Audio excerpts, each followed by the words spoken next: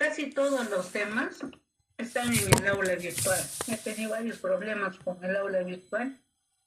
No me permitía el ingreso varias ocasiones, pero finalmente ya subí todos los temas al aula virtual, incluidos los temas de ahora. Entonces, pueden ustedes descargarlo de ahí. Cuando nosotros hablamos, ahora vamos a hablar patología de la vesícula biliar, y ahí es el examen.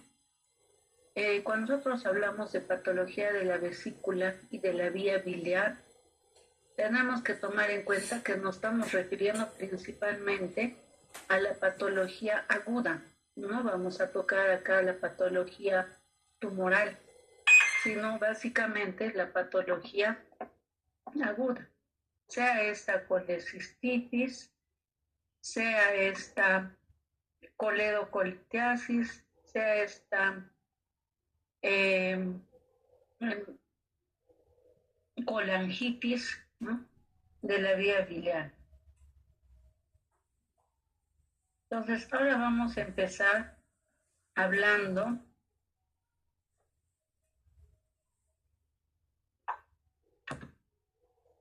un poco de anatomía de la vesícula biliar. La vesícula biliar no es parte del hígado, es una estructura anexa del hígado, que toma el hígado como un medio de soporte nada más. No es que problemas vesiculares se van a traducir en problemas hepáticos o viceversa. Este es solamente un colchón donde descansa. Entonces, esta vesícula biliar mide más o menos 3 a 7 centímetros. Está en la cara inferior del hígado, está principalmente irrigada por la arteria cística y tiene pues doble inervación, ¿no?, simpática y parasimpática. Su principal función es solamente de almacenar, no hace otra cosa, solo almacena la bilis que se está produciendo en el hígado para poder degradar los alimentos cuando estos lleguen hacia el intestino o la segunda porción duodenal. La principal patología de la vesícula biliar es la presencia de cálculos. Se estima más o menos que el 10 a 30% de la población tiene cálculos. Muchos de ellos son imperceptibles, no son sintomáticos, y nos damos cuenta cuando nos realizamos un examen de rutina, un examen preventivo, o a veces de casualidad nos damos cuenta que tenemos cálculos. No todos los cálculos son sintomáticos. Dice que es la quinta causa de intervención quirúrgica en un hospital después de la apendicitis aguda. Es más frecuente en el hombre, quizá porque el hombre tiende más a comer comida chatarra, grasa, ¿no?, harinas. Es más frecuente, dicen los hispanos, por el tipo de comida que tenemos, los nativos americanos y los caucásicos. Es de riesgo, ¿no?, si los cálculos se presentan en personas mayores de 40 años, tiene mayor probabilidad de tener cálculos aquella persona que esté consumiendo anticonceptivos orales o reciba algún tipo de terapia de reemplazo hormonal, por ejemplo en la menopausia o síndrome de ovario poliquístico, tienen mayor riesgo de desarrollar cálculos. También tiene una tendencia genética hereditaria. Hay familias enteras que tienen cálculos, ¿no? No es solamente adquirido, hay una tendencia genética. Los pacientes que tengan diabetes mellitus, enfermedad inflamatoria intestinal o síndrome metabólico, ya venció el síndrome metabólico al conjunto de hallazgos, ¿no?, obesidad, dislipidemia, hiperglicemia, ¿no?, y a los obesos, todos estos tienen mayor riesgo de desarrollar cálculos. Cuando nosotros hablamos de litiasis vesicular, solamente nos estamos refiriendo a la presencia de cálculos en la vesícula, que puedan ser sintomáticos o no. La gran mayoría son asintomáticos.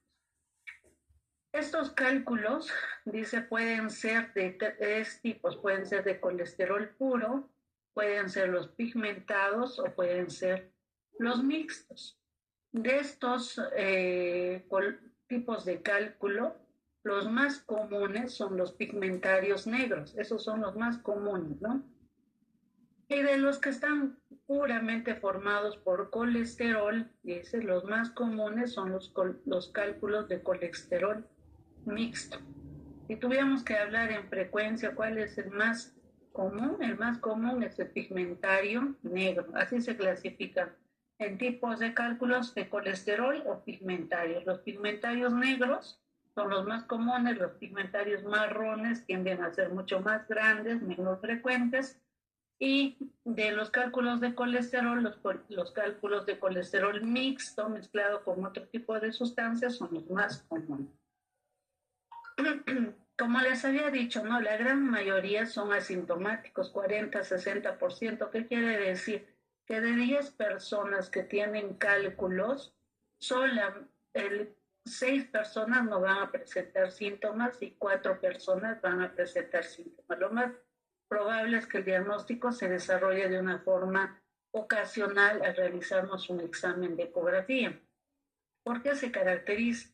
Porque este es un dolor que se produce generalmente después de la ingesta de grasas. Es decir, hay tipos de dolor, ¿no? El dolor de cálculo es un dolor cólico, epigástrico, irradiado hacia espalda, nocturno, intermitente y que empeora con la ingesta de los alimentos grasos.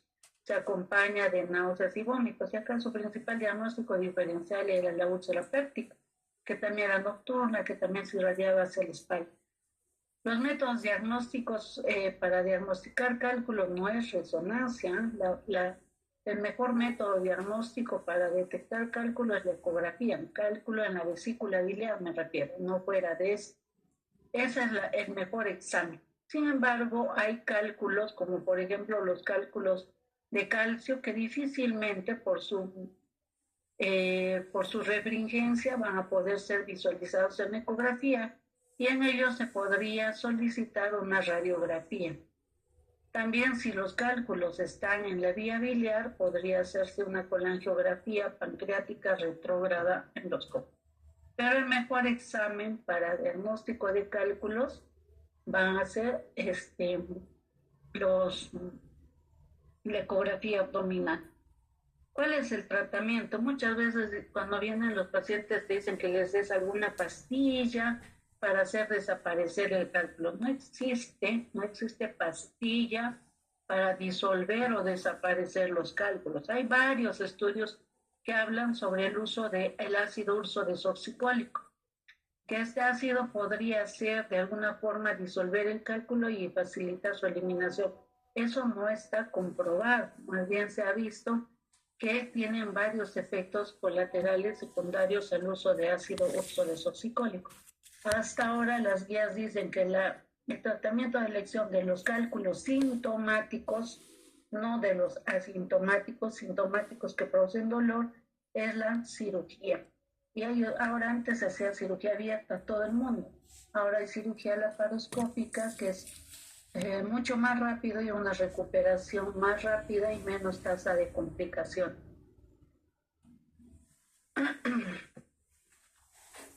Otra de las patologías alrededor de la vesícula es la colecistitis aguda. La colecistitis muchas veces se confunde con litiasis. Litiasis quiere decir presencia de cálculos en la vesícula, pero que su pared no esté engrosada. La colecistitis quiere decir que además de cálculos dentro de la vesícula, de los que son calculosos, hay un proceso inflamatorio agudo de la pared vesicular. Ese proceso inflamatorio agudo puede ser debido de repente a virus, a bacterias, a isquemia, a infecciones, enfermedades relacionadas al colágeno, etcétera, ¿no? Pero hay un aumento, una inflamación aguda de la pared vesicular que en la ecografía se va a demostrar a través de la presencia de edema perivesicular. Entonces, cuando nosotros revisamos una ecografía, no solamente vamos a ver el diagnóstico en la parte final, sino cómo lo ha descrito. Y dice, las paredes están gruesas, aumentadas de tamaño, de espesor, con edema perivesicular, eso es un proceso agudo. Dice, la tercera causa de abdomen agudo quirúrgico. El 6 a 11% de pacientes con litiasis vesicular están asintomáticos. ¿Se acuerdan del anterior? Decía 40-60% de pacientes que tienen cálculos son asintomáticos. Acá es cada vez menos frecuente, más común que en la colecistitis aguda haya síntomas. Es más común en mujeres mayores de 40 años. Existe mayor riesgo de mortalidad por esas colecistitis en pacientes que tienen colecistitis no litiásica, en pacientes mayores de 75 años o que tengan comorbilidades. Lo más común es que sea una colecistitis secundario a cálculos, que haya cálculos dentro de la pared vesicular, y lo menos común es que sea secundario o que no tenga cálculos, ¿no? ¿Por qué se produce este cuadro? Cuando nosotros tenemos un cuadro de colecistitis, lo que se va a producir es que este cálculo o este barro biliar se va a estancar en el cuello de la vesícula. Esto es la vesícula y esto es el cuello de la vesícula, ¿no? Y al generar ponerse acá como una traba en el cuello de la vesícula, entonces, ¿qué va a producir? Va a producir un aumento de la presión intravesicular. Y al haber aumento de la presión intravesicular, se va a producir una reacción inflamatoria. Y esta reacción inflamatoria va a hacer que exista un edema o aumento de la pared vesicular por el proceso inflamatorio y edema perivesicular.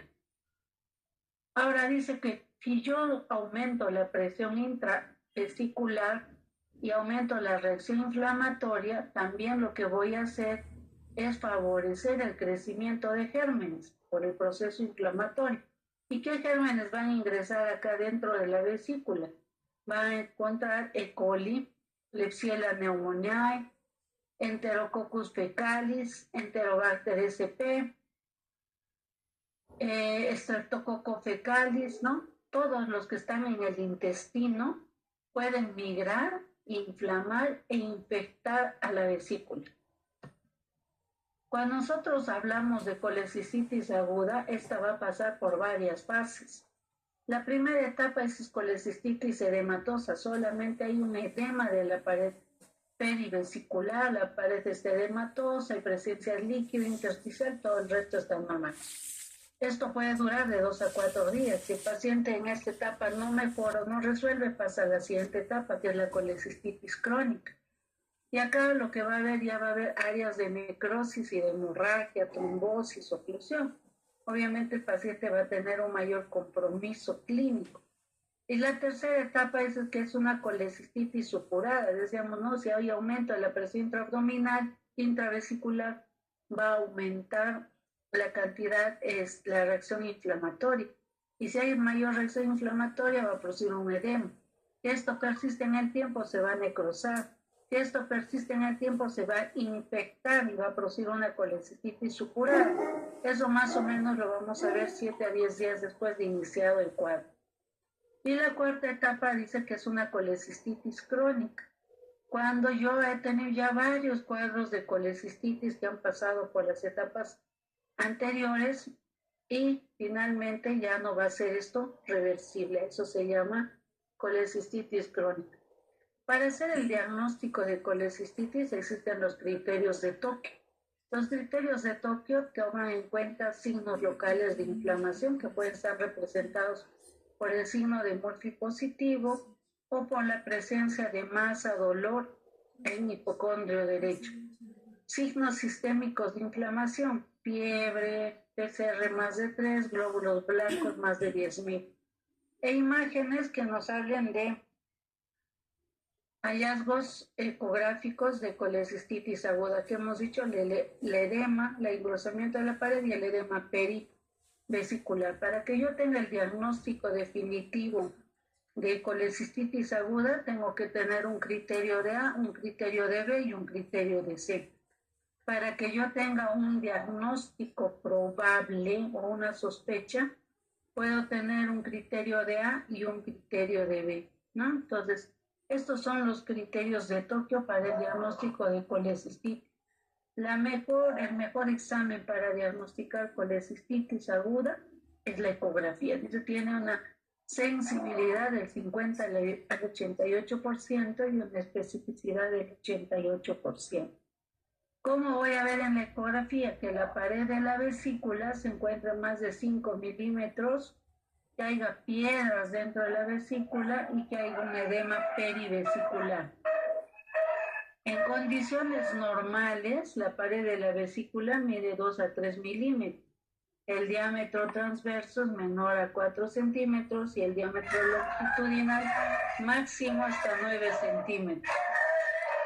Cuando decimos que una colecistitis es severa, no es importante que nosotros podamos diagnosticar a un paciente con colecistitis severa.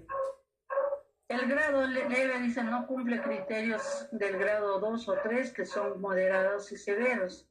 ¿Cuáles son los criterios de moderada? Glóbulos blancos o leucocitos más de 18.000, que tenga una masa palpable dolorosa en hipocondrio derecho, que la duración de los síntomas sea mayor a 72 horas, marcada inflamación local. Basta que este paciente tenga alguno de estos criterios, ya se considera moderado. ¿Cuándo se considera severa? Cuando ya hay una disfunción orgánica, sea una disfunción orgánica cardíaca, hepática, gástrica, respiratoria, neuhematológica. Basta que exista alguna disfunción sistémica, ¿no? Se considera que esto es una colecistitis severa. ¿Cuál es el manejo? Va a depender del grado. Dice, si es una colecistitis leve, la paroscopía temprana, observación, seguimiento. Si es moderada, dice colecistectomía por el mejor método, sea laparoscópico o quirúrgico, y drenaje, bueno, terapia antibiótica.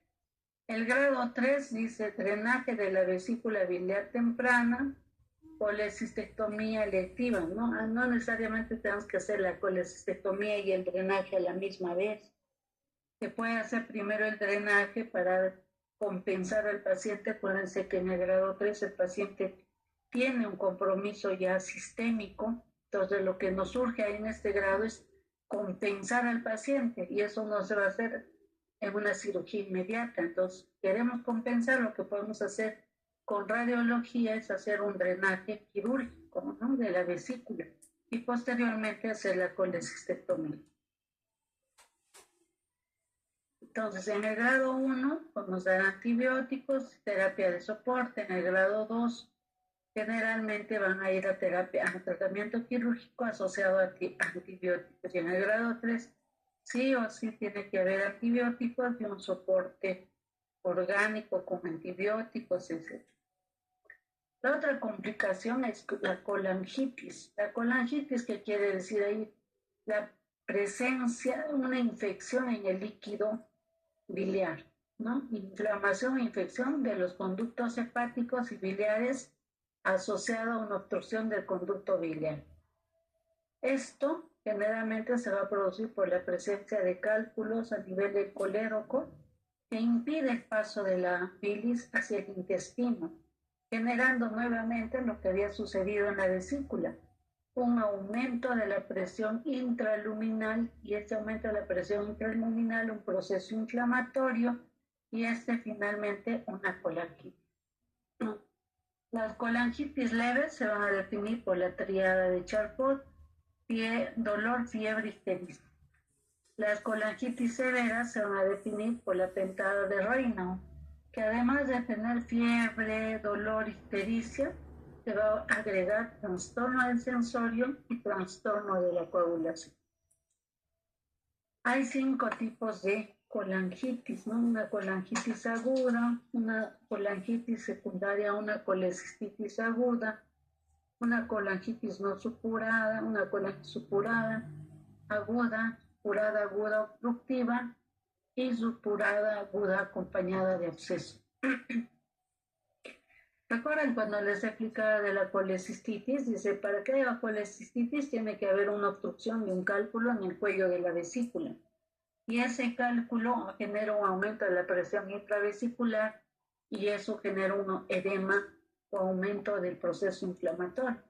Lo mismo pasa acá, ¿no? Dice, si hay un cálculo en la vía biliar, en cualquier parte de la vía biliar, lo que va a producir es un aumento de la presión intraluminal del conducto biliar principal y este va a producir a un proceso inflamatorio, una migración bacteriana y un proceso infeccioso finalmente, produciendo lo que es una colangitis. ¿Cuál es la causa más frecuente? La obstrucción de la vía biliar por cálculos o coledocolitiasis. También tumoraciones malignas, todos los cánceres periampulares, es decir, que están alrededor de la papila duodenal, como son, por ejemplo, el coledocodistal, el páncreas, en la cabeza del páncreas, el bulbo duodenal. Que haya alteraciones del esfínter de Oddi, a eso se llama disquinesia del esfínter de Oddi. Que hay un proceso autoinmune de fondo como la colangitis esclerosante. ¿Cuáles son los gérmenes que más van a encontrar? Todos aquellos gérmenes que vienen de la vía intestinal, como por ejemplo E. coli, Klebsiella, Enterobacter, Enterococos, bacteroides, todos estos están en el intestino, algunos forman parte de la flora intestinal. Entonces decíamos que la triada de Charcot me habla de colangitis aguda, leve, fiebre, ictericia, dolor. La pentada de Raynaud se agrega además trastorno del sensorio y trastorno de la coagulación. También para la colangitis existen criterios diagnósticos de Tokio. Para hacer el diagnóstico definitivo tengo que tener un criterio de A, un criterio de B y un criterio de C. Y para tener un diagnóstico probable, debo tener un criterio de A o B, un criterio de A o C, ¿no? Dos criterios.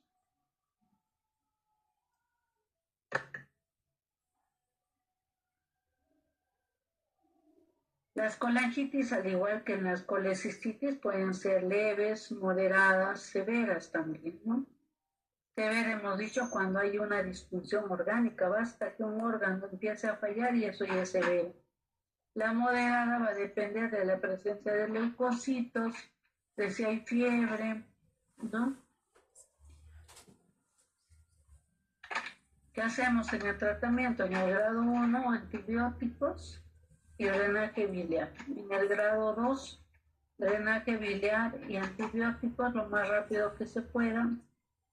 Y el grado 3, drenaje biliar urgente, soporte orgánico y antibióticos. La otra patología de la vía biliar es la coledocolitiasis. La coledocolitiasis hace referencia a la presencia de cálculos en el colédoco, pero estas no están produciendo un proceso obstructivo, colangitis o colecistitis. Dice, para nosotros hablar de coledocolitiasis existe un score de probabilidad de coledocolitiasis, ¿no? Dice, son criterios muy fuertes y que por ende el paciente va de frente a CEPRE cuando hay cálculo que se evidencia por ecografía en el coledocodistal. Cuando hay una bilirrubina más de 4, es una probabilidad fuerte, el paciente no necesita ningún examen y pasa de frente a CEPRE. Fuerte, dice, hay dilatación del conducto biliar común en ecografía, pero sus niveles de función hepática, principalmente bilirrubina, están normal. Hay sospecha. Entonces el paciente tiene que ir a una colangioresonancia. Eso es fuerte. Y moderados, dice, cuando el colédoco está normal, el perfil hepático está normal, da más de 55 años, entonces el paciente tiene que ir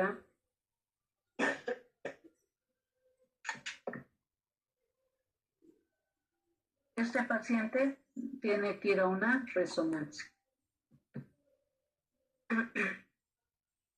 Los cálculos en el colédoco pueden ser secundarios, la gran mayoría son secundarios, son cálculos que han migrado del colédoco de la vesícula hacia el colédoco. Un pequeño porcentaje van a ser cálculos primarios, es decir, que se van a formar ahí en el colédoco, no van a venir de ningún otro lugar. Muy bien. ¿Hasta ahí ustedes tienen alguna pregunta, duda, comentario?